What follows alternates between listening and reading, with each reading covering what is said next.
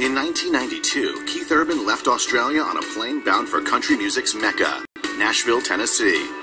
He arrived full of promise and optimism to a Music City reception that was less than warm. When Keith first arrived in Nashville, he had a lot of things working against him, actually. He had the longer hair, which didn't play with the sort of traditional crowd. His sound was a little edgier than most. It was a lot more rock guitar than country fans were used to. And he was from Australia, so he had that accent that we now find adorable, but at first people thought was just different. Most people were not aware of the success he had in Australia. So when he came here, it was, what can you do today in the studio and on the stage? You have to pay your dues in this town, and if you don't have the right accent, sometimes it might send you out. There hadn't been a lot of Australian, or as Keith would say, Australian singers, except, Olivia Newton-John, or I think that's about it in country music.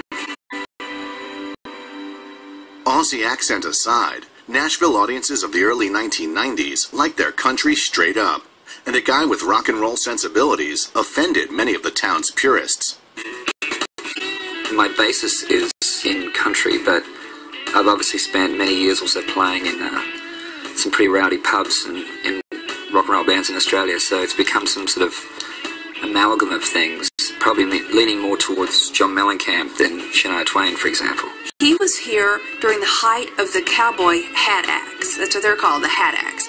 And you had 20 or 30 men who all looked alike. They had their uniform, the hat, the pressed shirt, the starched jeans. In country music, they want you to be born and bred country, to the point that if someone is writing your bio, they will omit the fact that you were in a rock band. It's all in shaping the image of an artist. So they play up the Glenn Campbell and play down the AC/DC.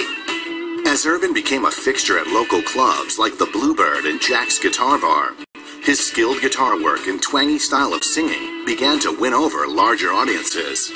The Nashville industry establishment proved to be a tougher customer. This